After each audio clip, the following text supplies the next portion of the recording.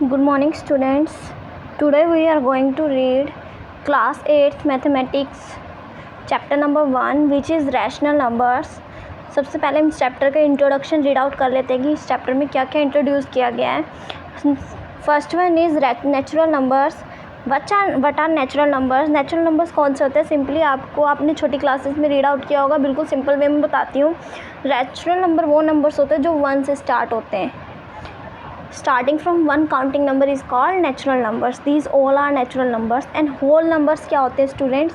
जो नंबर 0 से स्टार्ट होते हैं, 0, 1, 2, 3 आगे फर्दर कुछ भी हो जाए, जितना मर्जी इंक्रीज़ हो सकता है, उसे बोलते हैं होल नंबर.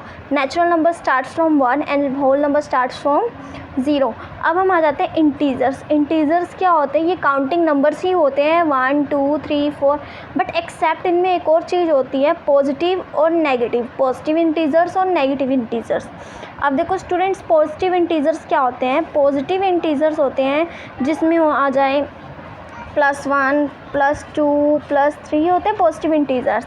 और दूसरे हैं नेगेटिव इंटीजर्स, -1, -2, -3. मतलब कोई भी नंबर हो, चाहे वो प्लस का हो चाहे वो माइनस का हो, उसे हम बोलेंगे integers. But students, whole number में कोई भी नेगेटिव वाला नंबर नहीं आएगा और नेचुरल नंबर में भी नेगेटिव वाला नंबर नहीं आएगा. ओनली इंटीजर्स ऐसा होता है जिसमें हम पॉजिटिव और नेगेटिव दोनों नंबर्स लेते हैं, उसको बोलते हैं हम इंटीजर्स. अब आ जाओ लास्ट टॉपिक इज़ जो हमारा चैप्टर का नाम है रैशनल नंबर. रैशनल नंबर क्या होता है? एक ऐसा नंबर जो P/Q की फॉर्म में हो उसे बोलते हैं रैशनल नंबर. मतलब अपॉन की फॉर्म में हो, जैसे कि 3/8. This is a rational number. तो अगर कोई नंबर इस फॉर्म में है, P/Q की फॉर्म में, उसे बोलते हैं रैशनल नंबर. फर्दर स्टूडेंट्स, इसमें एक चीज़ है, जो Q है वो नॉट इक्वल टू 0 होना चाहिए. मतलब इसका डिनोमिनेटर 0 के इक्वल नहीं होना चाहिए. तो ये था स्टूडेंट्स रैशनल नंबर्स जो हमने रीड आउट करी हैं. अब एक इसमें आएंगी स्टूडेंट प्रॉपर्टीज़. रैशनल नंबर से रिलेटेड जो प्रॉपर्टीज़ होती हैं वो मैं आपको बताती हूँ. प्रॉपर्टीज़ बिल्कुल सिंपली बताऊँगी जिससे आपको समझ आ सके कि प्रॉपर्टीज़ होती क्या है, कन्फ्यूज़ नहीं करूँगी. तो सबसे पहले हैं प्रॉपर्टीज़. देखो स्टूडेंट, सबसे पहली प्रॉपर्टी है कॉम्यूटेटिव प्रॉपर्टी. कॉम्यूटेटिव प्रॉपर्टी कौन सी होती है? जिसमें A+B = B+A हो जाए, मतलब अपोजिट हो जाए. इक्वल टू के एक साइड तो ये एक साथ लिखे होते हैं ऐसे A+B, पर दूसरी साइड ये अपोजिट होगी B+A. इसको बोलते हैं कॉम्यूटेटिव लॉ ऑफ एडिशन, क्योंकि ये एडिशन हो रही है इनके बीच में.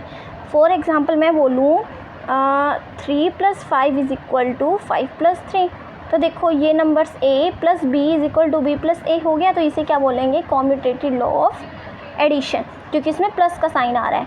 इसे बोलेंगे कॉम्यूटेटिव प्रॉपर्टी. अगर इससे ज़्यादा पूछा जाए तो आप ये बोल सकते हैं लॉ ऑफ एडिशन है ये कॉम्यूटेटिव प्रॉपर्टी का. ऐसे सिमिलरली A × B = B × एक कॉम्यूटेटिव प्रॉपर्टी होती है, यही है कि अपोजिट हो जाते हैं नंबर इक्वल टू के उस साइड जाके. तो A × B × A हो गया. तो ये क्या हो गया? Law of multiplication, commutative law of multiplication. Same इसी वे में 3 × 5 = 5 × 3. तो ये क्या हो गया? Commutative law of multiplication. इसमें प्लस था और इसमें मल्टीप्लाई था. तो स्टूडेंट्स, ये प्रॉपर्टी सिर्फ 2 टाइप्स में होती है, एडिशन और मल्टीप्लिकेशन में. सब्ट्रैक्शन में ये प्रॉपर्टी होल्ड नहीं करती. अब आगे नेक्स्ट हमारी प्रॉपर्टी है एसोसिएटिव प्रॉपर्टी. एसोसिएटिव प्रॉपर्टी ये होती है, एसोसिएटिव प्रॉपर्टी होती है बच्चों, कोई भी नंबर A+ ब्रैकेट में B+C की फॉर्म में हो और इक्वल टू के उस साइड जाके A+B एक साथ हो के C अलग हो जाए, तो इसे बोलते हैं एसोसिएटिव प्रॉपर्टी. या फिर ये हो गई एसोसिएटिव प्रॉपर्टी ऑफ एडिशन, क्योंकि यहाँ पे सब में प्लस का साइन है. ये एसोसिएटिव प्रॉपर्टी ऑफ एडिशन है. उसके बाद A × B × C. देखो A × B × C. तो यहाँ क्या हो गया? A × C. अगर कोई आइडेंटिटी इस फॉर्म में आ जाती है 3 नंबर्स की, तो जो इक्वल टू के उस साइड एक साथ हो जाए और C अलग हो जाए, तो इसको बोलते हैं एसोसिएटिव लॉ ऑफ प्रॉपर्टी. पर ये कौन सी है? मल्टीप्लाई है, तो एसोसिएटिव प्रॉपर्टी ऑफ मल्टीप्लिकेशन. तो ये कॉम्यूटेटिव लॉ प्रॉपर्टी और ये एसोसिएटिव प्रॉपर्टी. लास्ट हमारे पास प्रॉपर्टी है डिस्ट्रीब्यूटिव प्रॉपर्टी. डिस्ट्रीब्यूटिव मतलब डिस्ट्रीब्यूट करना नंबर्स को. A × B × C वो इस फॉर्म में तो नहीं आएगा, वो इस फॉर्म में आ जाएगा. A को B के साथ मल्टीप्लाई और A C के साथ मल्टीप्लाई. इसका अपोजिट भी आ सकता है आपके पास, कभी ऐसे भी लिखा हो B + AC = A B multiply C, तो ये भी प्रॉपर्टी क्या है, डिस्ट्रीब्यूटिव प्रॉपर्टी। तो ये थी हमारी 3 प्रॉपर्टीज़ जो हम इस चैप्टर में यूज़ करेंगे। फर्दर बच्चों एक दो प्रॉपर्टीज़ और आती है, वो प्रॉपर्टी कोई एक ऐसा नंबर जिसमें हम ऐसे करते हैं 8 × 1 = 8 आ गया, तो ये कौन सी प्रॉपर्टी है, इस प्रॉपर्टी को नेम करो। 1 प्रॉपर्टी ऑफ 1, जिसमें हम 1 का यूज़ करते हैं, प्रॉपर्टी ऑफ 1। अगर आ जाए 8 × 0 = -0, तो इसमें क्या हो गया, हमने 0 का यूज़ किया, ये कौन सी हो गई, ये प्रॉपर्टी ऑफ 0 हो गई। तो ये प्रॉपर्टी ऑफ 1 और ये कौन सी है, प्रॉपर्टी ऑफ 0। तो these are the properties used in this chapter, commutative property, associative property, distributive property, property of 1 and property of 0। तो let's see the questions of this chapter. Exercise 1.1, exercise 1.1 question number 1. This is the most important question of this full chapter. First question, you have given this sum, you have to solve using appropriate properties. तुम्हें properties का use करके करना है, simply नहीं बोला कि simplify कर दो। अगर तुम सिंप्लीफाई करते तो बोर्ड मास के तरीके से कर लेते, तुमने छोटी क्लासेस में भी किया है।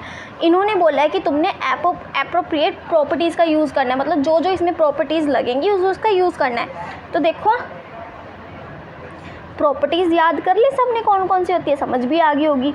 अब हम इन प्रॉपर्टीज़ का यूज़ करके सम को करेंगे। तो फर्स्ट है यूजिंग एप्रोप्रिएट प्रॉपर्टीज़ फाइंड करना, तो ये हमें नंबर्स दे रखा है। तो इस नंबर में देखो -2/3 × 3/5 + 5/2 - 3/5 × 1/6, ये सब दे रखा है हमें। तो देखो बच्चों ये क्या है, पेयरिंग में है। देखो इसमें भी 3/5 आ रहा है मल्टीप्लाई में। देखो जो मल्टीप्लाई और डिवाइड वाला नंबर होता है ना, उसे हम एक लेते हैं, और अब जहाँ पे भी प्लस और माइनस का साइन आ जाए वो अलग हो जाता है।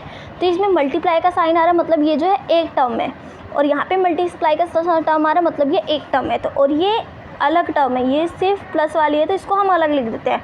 इसमें देखो 3/5 आ रहा है, इसमें भी 3/5 आ रहा है। तो मैंने क्या कर दिया, इन दोनों नंबर्स को इकट्ठे ले लिया, आगे मल्टीप्लाई वाली टर्म्स को आगे ले लिया। तो मैंने क्या कर दी, ग्रुपिंग कर दी ना।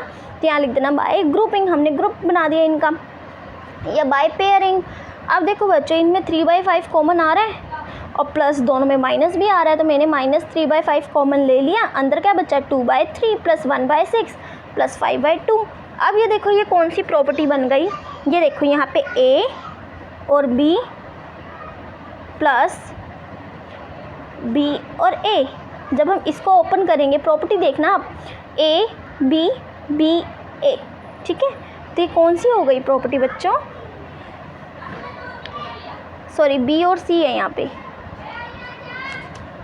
A B और A और C, ये प्रॉपर्टी कौन सी बन गई हमारी, A = B + C। ये कौन सी प्रॉपर्टी थी हमारी, A = B + C। देखो A B A C कौन सी प्रॉपर्टी है, A = B × C, कौन सी प्रॉपर्टी है ये हमारी, डिस्ट्रीब्यूटिव प्रॉपर्टी। तो यहाँ पे हमारी कौन सी प्रॉपर्टी लगी, डिस्ट्रीब्यूटेड, क्योंकि ये A था, ये हमारा A है, ये हमारा B था, ये अगेन यहाँ पे हमारा A आ गया 3/5, और यहाँ पे C आ गया।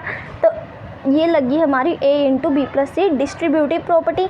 अब क्या करेंगे, कॉमन ले लिया, इसका हम एलसीएम लेके इसको कर लेंगे। एलसीएम लेके एडिशन आपने पिछली क्लासेस में भी किया था, 3 और 6 का एलसीएम लोगे, क्या आ जाएगा 6। सबसे पहले ब्रैकेट को सोल्व करते हैं, तो ब्रैकेट को सोल्व कर दो, 3 को इससे डिवाइड करो, ऊपर वाले से मल्टीप्लाई, क्या आ जाएगा 4। 6 और 6 से डिवाइड करो, ऊपर वाले से multiply 1। Answer come out -3/5 bracket में 5/6 + 5/2। अब देखो ये कैंसिल आउट हो जाएगी, क्योंकि ये मल्टीप्लाई में, ब्रैकेट के साथ कुछ भी नहीं दे रखा, मतलब ये टर्म मल्टीप्लाई में है, तो इसको कैंसिल आउट करो। तो 3 × 1 = 3, 3 × 2 = 6, और 5 से 5 कैंसिल, तो क्या आ गया 1/2 -1/2 + 5/2। इसका एलसीएम लेके इसको सॉल्व करो। 2 तो कॉमन ही था, तो 2 को एज इट इज लिख देंगे, क्योंकि दोनों में सेम है। -1 + 5 व्हाट कम्स आउट 4/2, कैंसिल हो, कैंसिल क्या आ गया 2। तो ये था हमारा फर्स्ट क्वेश्चन का first part, using properties find. हमने प्रॉपर्टी का यूज़ करके इसको फाइंड आउट किया है। ऐसे ही नेक्स्ट सम है 2/5 × -3/7। ये देखो मल्टीप्लाई में, तो एक ये नंबर, दूसरा देखो 1/3 × 3/2, ये भी मल्टीप्लाई में है, 1/14 × 2/5, ये भी देखो इसमें मल्टीप्लिकेशन की फॉर्म में। बट स्टूडेंट्स नोटिस किया तुमने, इसमें 2/5 कॉमन है, इसमें भी 2/5 कॉमन है, तो इन दोनों नंबर्स को मैंने आगे ले लिया जिनमें 2/5 आ रहा है। तो इसमें भी हमने क्या कर दी, बाय ग्रुपिंग कर दी हमने, इसमें भी ग्रुप बना दिए, तो हम लिख देंगे बाय ग्रुपिंग। आगे देखो बच्चों क्या करोगे, तो देखो दोनों में से 2/5 जब हम कॉमन लेंगे, देखो ये क्या a और b प्लस a और c, तो ये क्या बन गया a इंटू में b प्लस c, ये चीज़ बन गई। तो ये कौन सी प्रॉपर्टी है, डिस्ट्रीब्यूटिव प्रॉपर्टी। कॉमन निकाल लो, 2/5 को अब हम कॉमन निकाल देंगे। जब हम कॉमन निकालेंगे अंदर क्या बचा, -3/7 प्लस 1/14। एलसीएम लेके इसको ब्रैकेट को सॉल्व आउट करो, तो 2/5 माइनस 5/14 कैंसिल करो, 2 1 जा 2 2 7, जो चीज़ टर्म कैंसिल होती है ना उसे साथ के साथ मल्टीप्लिकेशन में कैंसिल आउट करते हुए चलना है हमें, नहीं तो हमारी जो इक्वेशन है वो बड़ी हो जाएगी। तो 5 से 5 कैंसिल, तो क्या बच गया -1/7। इधर भी देखो मल्टीप्लाई में, तो इसको कैंसिल कर दो, अगर कैंसिल हो रहा है तो 3 1 जा 3, 3 2 जा 6, तो कैंसिल हो गया, क्या बन गया 1/4। तो आंसर -4 - 7 28, तो आंसर क्या आ गया -11/28। तो इस चैप्टर के पहले एक्सरसाइज का पहला सम था प्रॉपर्टीज़ को यूज़ करके सॉल्व करना। आई होप कि इतना पोर्शन सबको समझ आ गया होगा और प्रॉपर्टीज़ अच्छे से अंडरस्टैंड करना।